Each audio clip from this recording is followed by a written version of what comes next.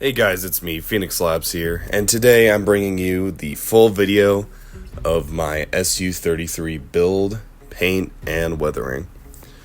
Now, this kit has been almost 3 months in the making, and boy, it definitely was a long 2 months, but hopefully the end product is beautiful in your eyes, and I'll get to the video.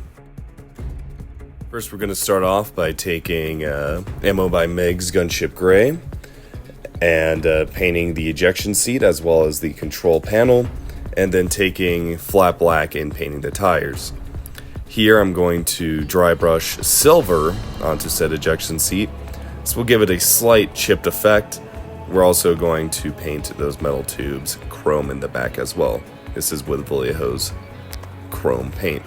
And then, taking some Vallejo ochre, we're going to paint the padding of the seat. And ultimately, I decided not to do the seat belts and photo etch for this seat because when I came back to it later in the build, I was so burnt out that I was like, yeah, I'm not fucking with photo etch today. We're going to then take Ammo by MiG Sky Blue and Interior Green, mix them on the ratio you see on screen, and we're going to paint the cockpit with it.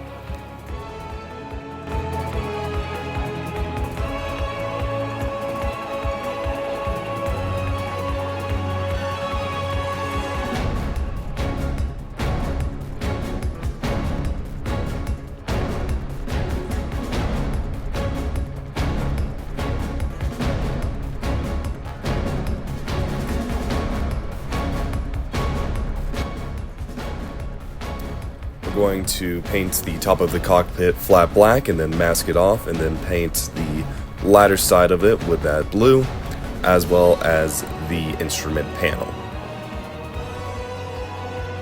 The landing gear bays were painted with satin white by MiG, and I also used a white rattle can by Tamiya to kind of help better build up that white paint, as even though it looks really white on camera, it was very transparent, so I ultimately decided to just hit it with some spray paint.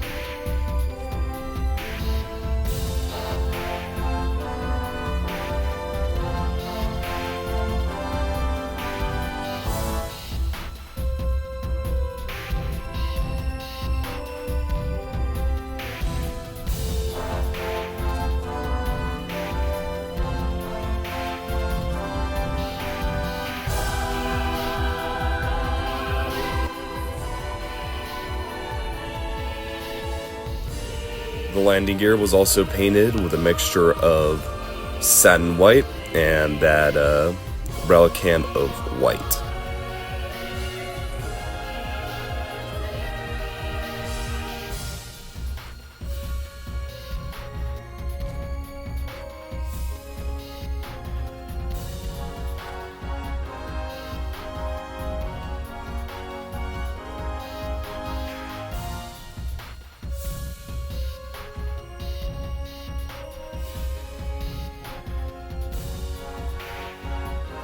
I painted the interior of the engines with a forest green rattle can by Vallejo. This is mostly because these weren't too visible on the final model, and I just wanted to paint it basic. We're then going to use a black Sharpie and highlight all the cabling. We're actually going to use a wide variety of Sharpies, and I know that this is usually looked down upon, but it's actually a pretty effective way to quickly paint some cables or hoses and the like.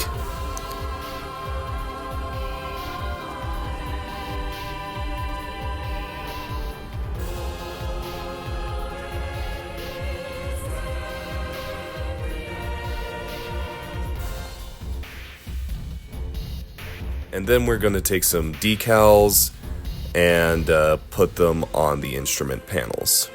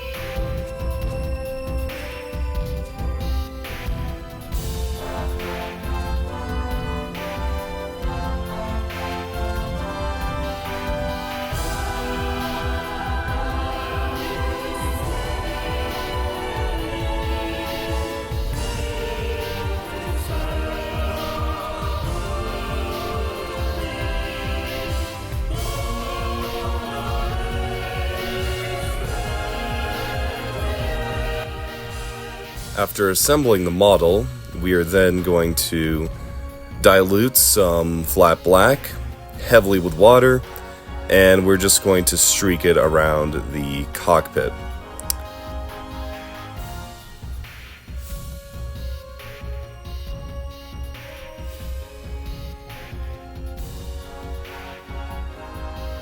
After putting on the canopy, we're going to mask it off with Tamiya tape, and then we're going to use Vallejo flat black and prime the model.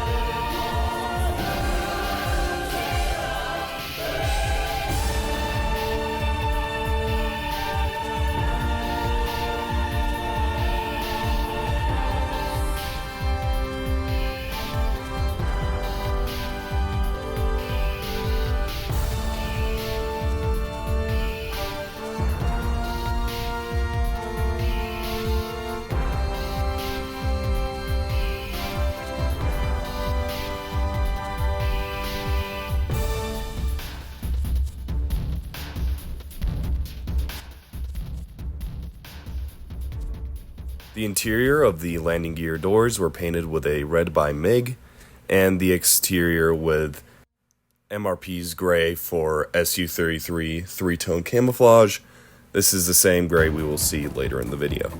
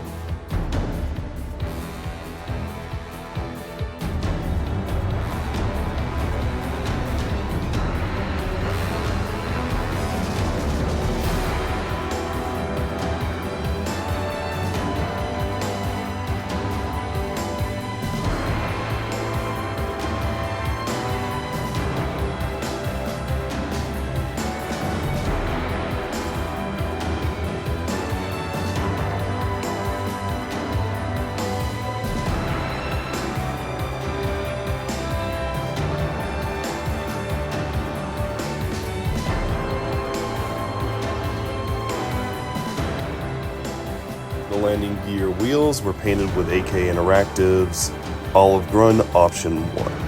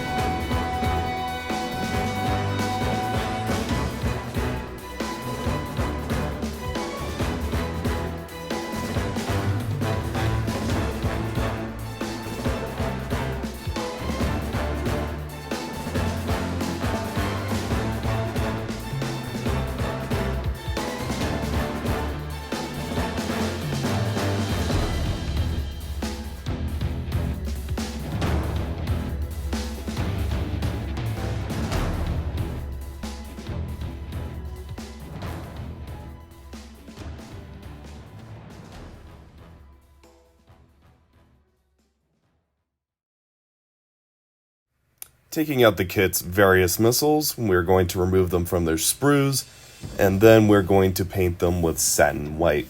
We will return to these missiles later in the video, but I will say they are highly detailed, and one of the main reasons why I bought this kit.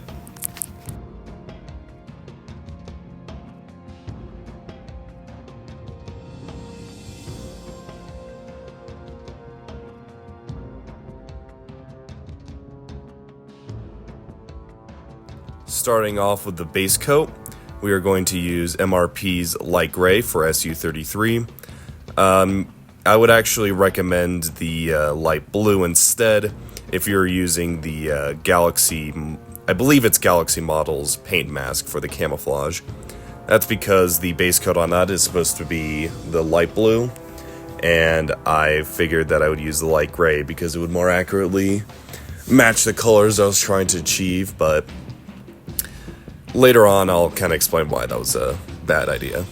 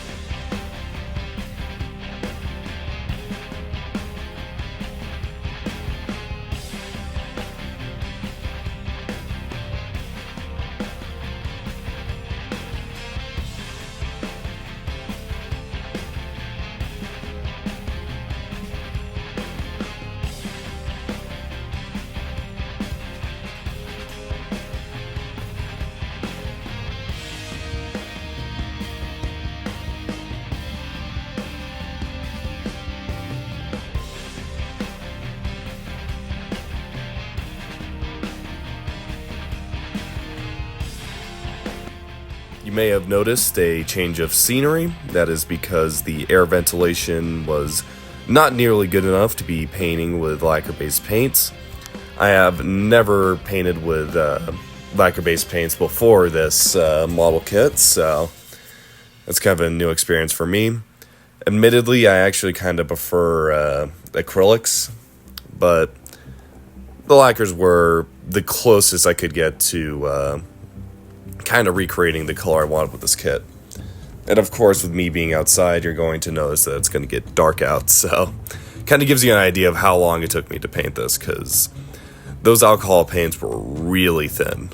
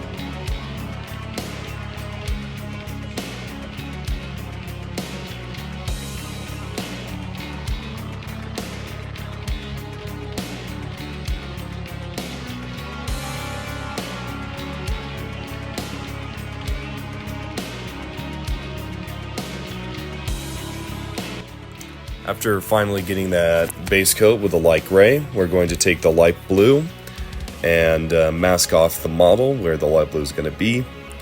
Now, as I mentioned earlier, I should have pretty much based with the light blue. That's because the paint masks are designed so that the light blue is the first color that you paint, and then you do the dark blue and then light gray, if I remember correctly.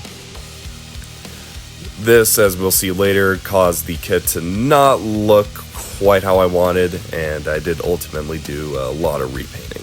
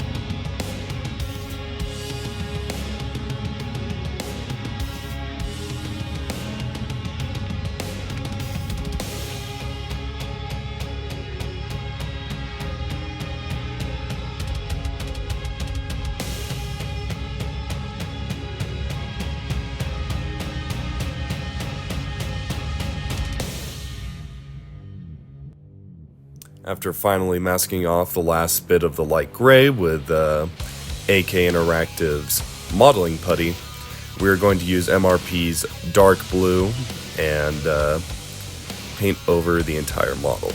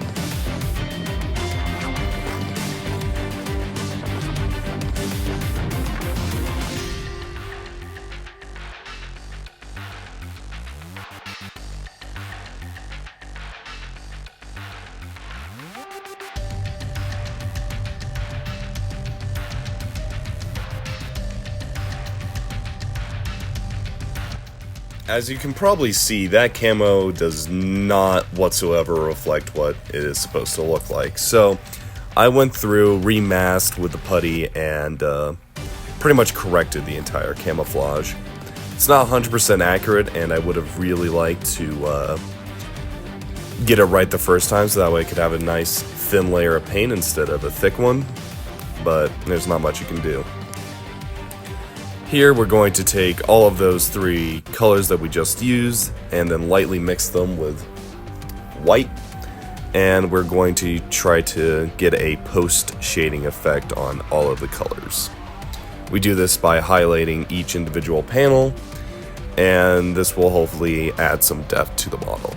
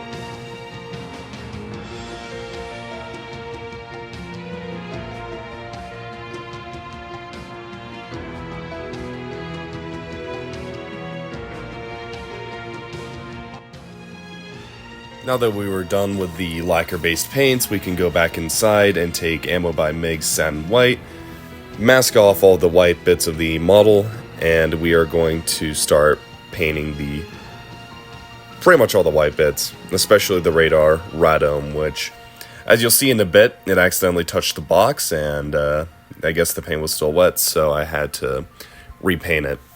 I will say the radome was actually really disappointing, the radar radome, because straight out of the kit there was a pretty nasty seam line that I had to sand away. Fortunately, I had gotten some new sandpaper that was very gentle, but, you know, I would rather not have to do that the first time.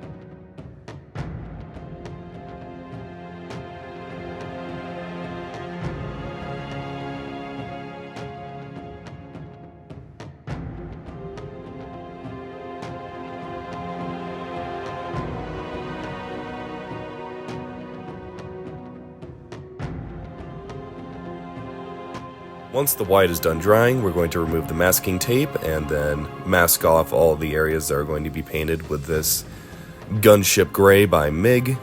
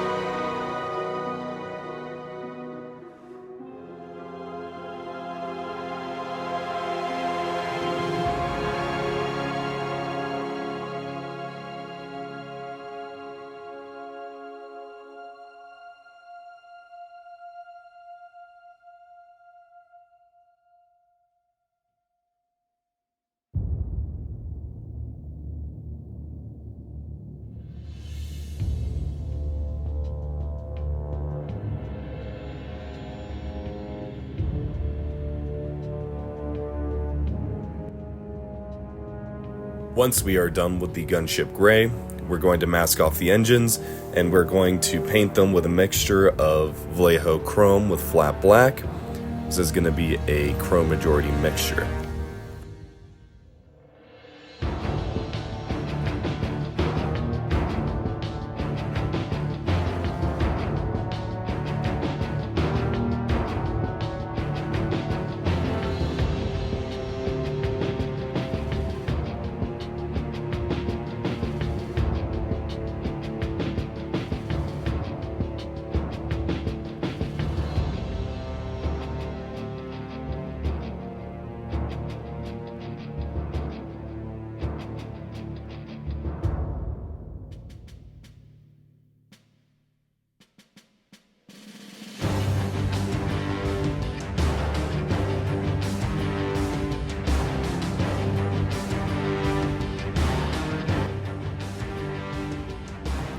Flipping over to the other side of the aircraft, we're going to mix in a little bit more flat black, and we're going to paint the silvery bit around the gun.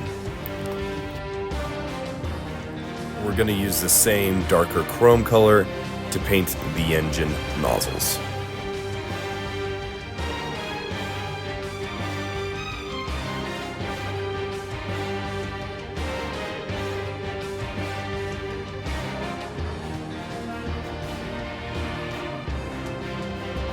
Now going to get some new Vallejo Chrome and lightly mix it with Vallejo Underside Blue, and we are going to pretty much highlight all of the panel lines on these engines with it.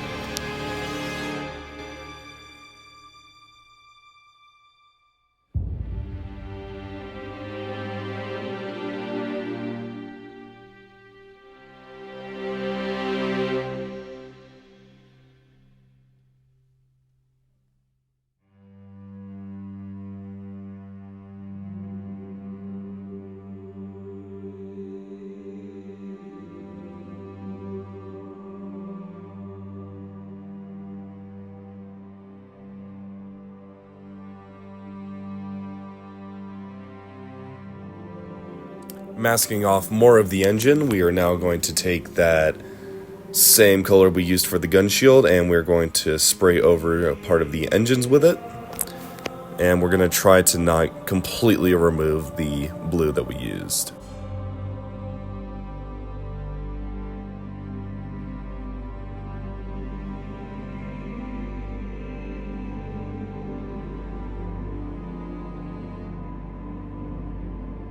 Once that's dry, we're going to take 80% chrome, 10% flat black, and 10% NATO brown, and we are going to highlight each panel with it.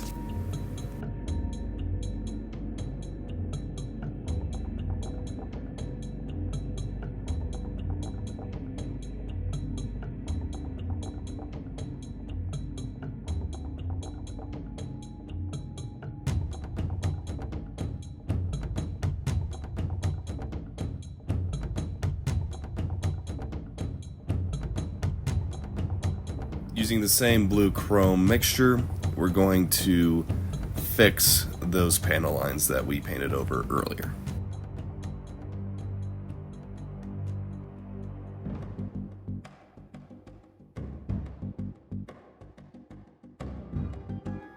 Using Vallejo chrome, we're going to paint some of the small details on these engines.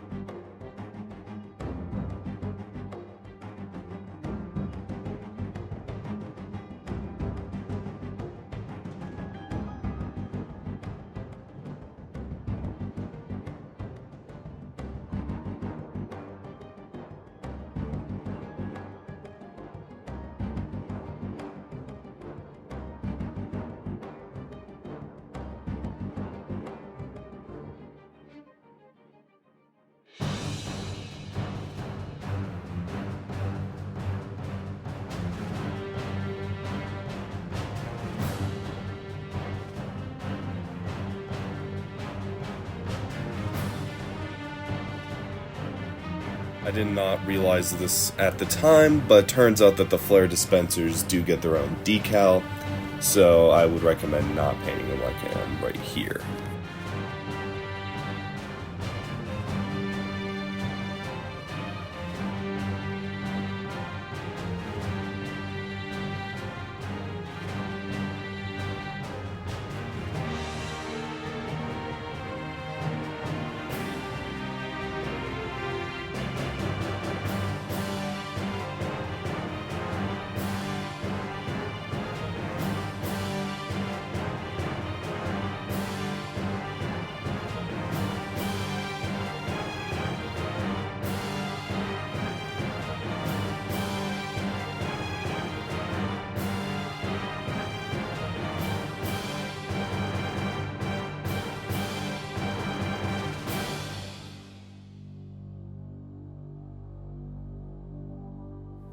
Using Vallejo flat black, we're going to paint the hinges on both of the wings.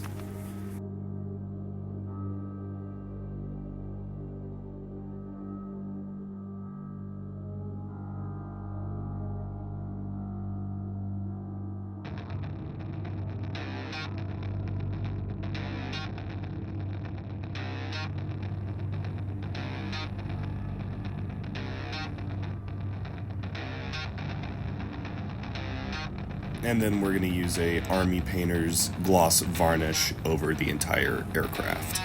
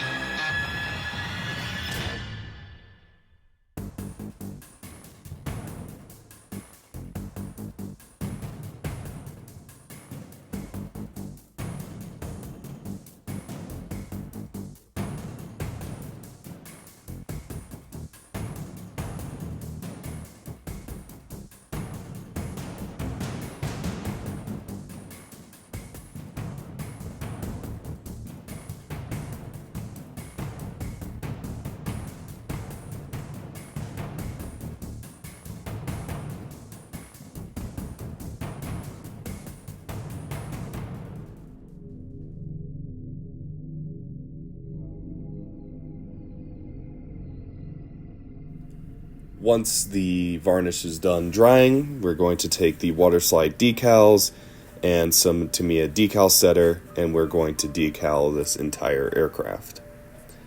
I would recommend for the stencils to use a marker or something like that to mark off each decal that you put onto the aircraft.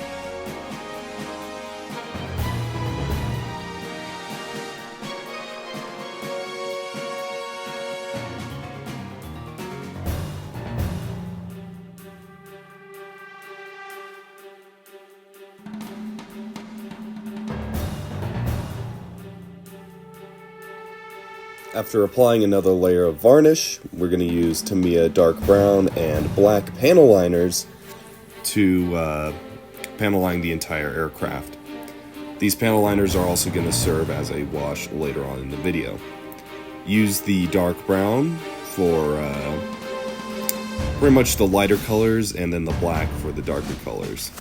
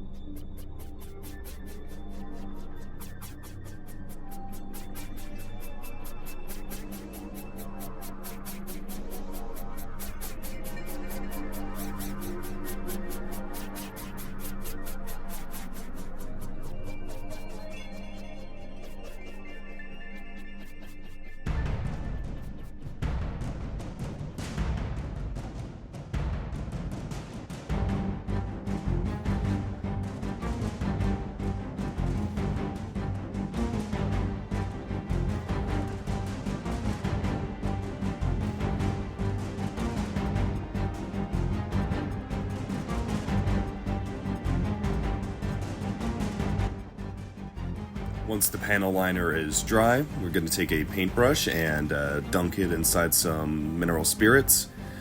I would recommend getting a lot of mineral spirits on it. And what we're pretty much doing is we're wiping away the panel liner, so it's nice and diluted but still somewhat visible.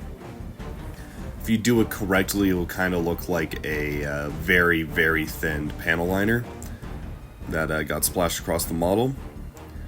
While you're doing this, try to wipe across and not along the panel lines. This will prevent the mineral spirit from sucking out the panel liner out of the panel lines. And whenever possible, try to wipe in the direction of airflow. Once you are done diluting all the paint, you will then take a Q-tip and dunk it inside of the same mineral spirits, and then you're gonna wipe off each panel individually with that Q-tip. You might go back and forth between the Q-tip and the brush, as sometimes the panel liner will clot over areas that might need to get wiped away again.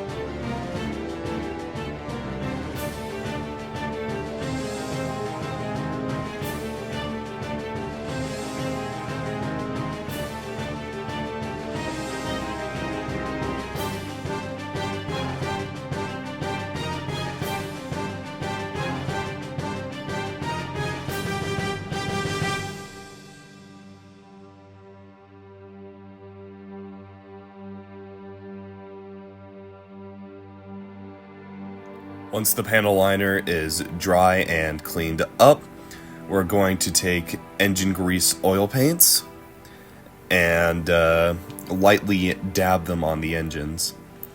Pretty much what we're trying to achieve here is a sort of a brown tint on the engines. That should give them a nice burned look from the excess heat that they generate.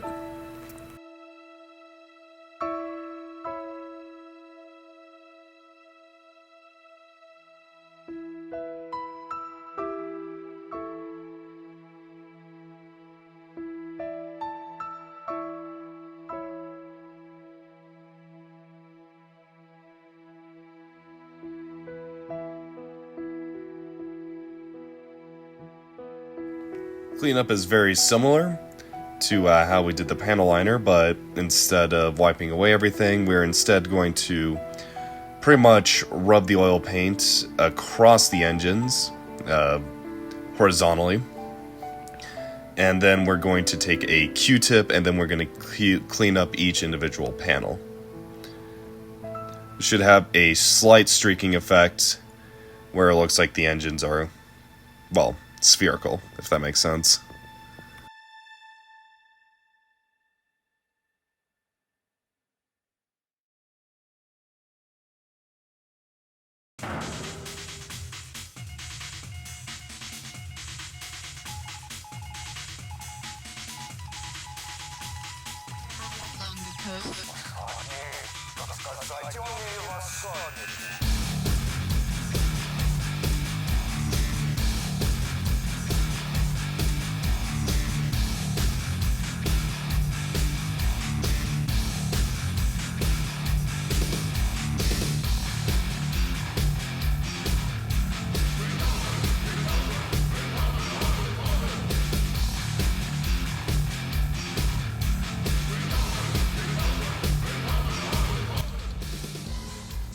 If needed, you can add more engine grease oil paints over individual panel lines.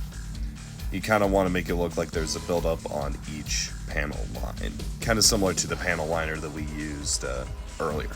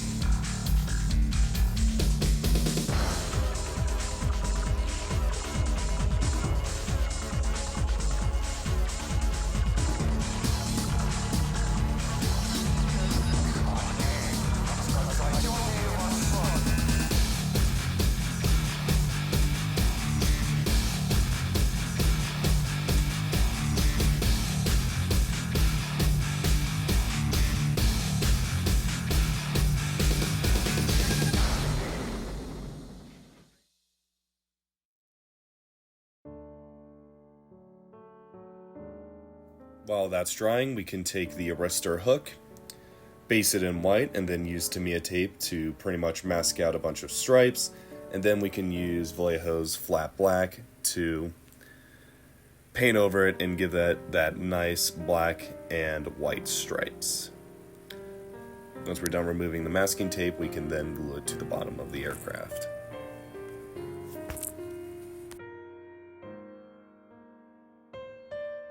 With all of that said and done, we can finally start attaching the landing gear bay doors, as well as the missiles. As you probably saw there, the missiles do not have any decals on them. That's because I was so burnt out by the end of this model that I decided to just paint them instead of decaling them. Being burnt out kind of leads me to the final part of this video, which is my final thoughts on this kit. Some pros about this kit: it is highly detailed. Every little bit is just so finely molded. I don't think you would ever really want to use any resin for this kit, unless of course you want to make it a bit easier. The ejection seat definitely comes to mind, because that ejection seat is a total monster to build. Otherwise, it's highly detailed. The only part that I felt was poorly molded was the radar nose cone, which had a ugly seam line on it. The fit is also really good. I think that the only time I ever had an issue with it was the tailplane stabilizers. I don't know why, but mine just did not fit, and at that point I had already painted everything, so I wasn't going to start grinding and sanding things away, so there's a pretty ugly gap that I'm gonna unfortunately have to live with. But some negatives with this kit. This kit is very difficult to say the least. My usual work time frame, I guess, whenever I'm making a kit, usually I take 1 to 2 kits from first taking it out of the box to finally finishing it. And this kit took me almost 3 months. I work really fast on kits, and this thing was just... It was just an absolute monster. So if you're gonna buy this kit, you definitely have to have the mindset that this is like... There's tedious kits, and then there's this kit. Like, there is so much unnecessary building steps, so many almost undescribable small parts that... Admittedly, I left out a few of them because I just kept getting burnt out while building it.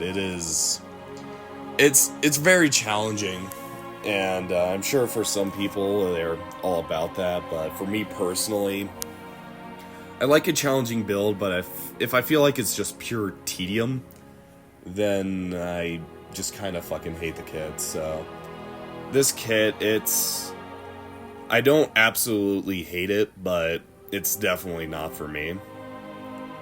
And if anything, if I were to build an SU-33 or an SU-30 whatever, I'll probably go with other options like Trumpeter, or I heard Great Wall Hobby has a good kit, but I haven't built that one. So yeah, that's kind of my final thoughts. I don't mean to make it sound like I hate Minibase themselves. This is probably what they're trying to make their niche in, but yeah, no, it's definitely something that's going to be stuck in the back of my head. And while the final product I think looked good, for me personally, with the amount of time I spent on it, I kind of wish that there was more to it, if that makes sense.